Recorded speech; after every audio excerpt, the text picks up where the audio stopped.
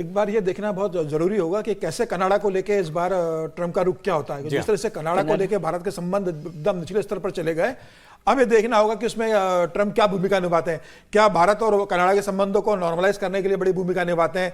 क्या वो कनाडा का साथ देते हैं इस मामले को लेकर? ये देखना दिलचस्प होगा। देखिए, अभी ट्रंप बहुत ज्यादा विदेश के मामले में एकदम हस्तक्षेप नहीं करेंगे। उनकी पहली प्राथमिकता होगी अपने देश के अंदर जो चीजें डिस्टर्ब हुई है उन्हें पहले नॉर्मलाइज करें, क्योंकि अमेरिका की जनता चाहेगी कि हमने आपको इतना भव्य मैंडेट दिया है, तो पहले देश के अंदर जो घुसपैठी आ गए आप उनको पहले बाहर कीजिए। देश के अंदर जो महंगाई बढ़ रही है या अनएम्प्लॉयमेंट या जो दूसरे इश्यूज उनके, आप उसको कैसे एड्रेस कर रहे हैं उसके ऊपर पहले फोकस करना होगा। अमेरिका की जनता को पहले जरूर नहीं होगा कि बांग्लादेश को लेकर ट्रंप की भूमिका क्या हो रही है। पहले वो चाहेंगे कि अमेरिका के अंदर जो बड़ी डिस्टर्बेंस स्थिति उत्पन्न हुई है उसको लेकर ट्रंप क्या रुख अख्तियार करते हैं। और पहले ट्रंप की कोशिश होगी कि वो अपने कंट्री के अंदर इकोनॉमी के फेज पे ध्यान देंगे। उसके बाद वो जरूर उनका सबसे पहला फोकस मुझे लग रहा है रूस और यूक्रेन को लेकर होगा, कि जो इतना लंबे समय युद्ध चल रहा है उस मामले में वो दखल देंगे। उनका दूसरा बड़ा मामला होगा कि चाइना को कैसे न्यूट्रलाइज किया जाए।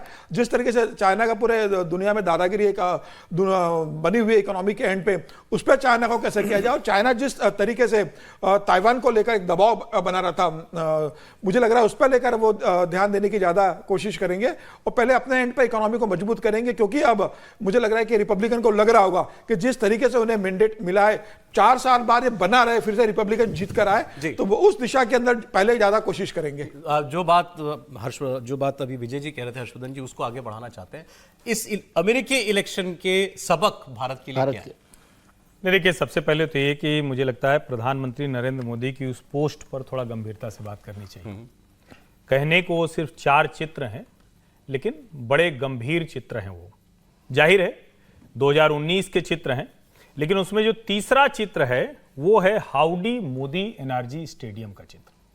और मुझे लगता है कि ये हर लिहाज से, क्योंकि इस कैंपेन के बाद कई सवाल खड़े हुए थे कि क्या नरेंद्र मोदी अमेरिकी चुनाव में दखल दे रहे हैं। अच्छा, केजीबी हो, CIA हो, दुनिया की दूसरी एजेंसी जो, उनके बारे में तो कहा जाता है कि भारत में दखल दे सकती हैं।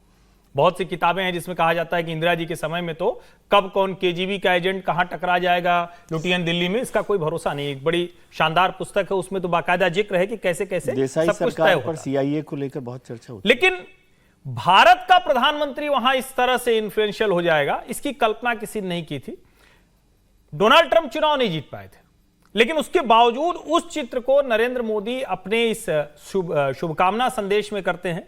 G7 की जो बैठक फ्रांस में हुई थी, क्योंकि फ्रेंच प्रेसिडेंट इमैनुअल मैक्रोन भी उनके बड़े अच्छे मित्र हैं नरेंद्र मोदी के, वहां का एक चित्र उन्होंने डाला है। बाकी वो जो भारत आए हुए थे डोनाल्ड ट्रंप।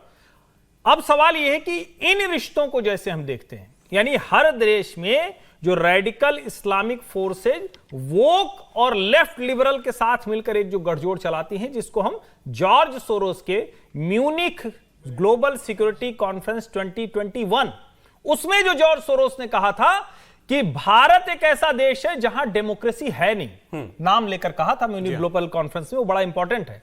अब ये डोनाल्ड ट्रंप के राष्ट्रपति बनने से उस जॉर्ज सोरोस वाली जो ब्रिगेड है उसको क्या होने जा रहा है। अब ये जो इल्हान ओमार जैसे लोगों से राहुल गांधी जाते हैं और मिलके चले आते हैं, ये जो हार्वर्ड और ऑक्सफोर्ड में जाकर अलग अलग जगह पर अलग अलग प्रेस से मिलने वाले कार्यक्रम में जो भारत विरोधी सेंटिमेंट देखते हैं, उस पर किस तरह से लगाम लगने वाली है। जी जी। और एक बात जरूर मैं कहूंगा जो लोगों को ध्यान में रहे, कमला हैरिस हार गई हैं तो बहुत लोग कह रहे हैं भारतीय मूल की थी। अरे भाई, उनकी माता जी चली गई थी। JD वैंस की पत्नी उषा वैंस, वो अभी उपराष्ट्रपति की पत्नी है, उपराष्ट्रपति होने जा रहे हैं JD वैंस।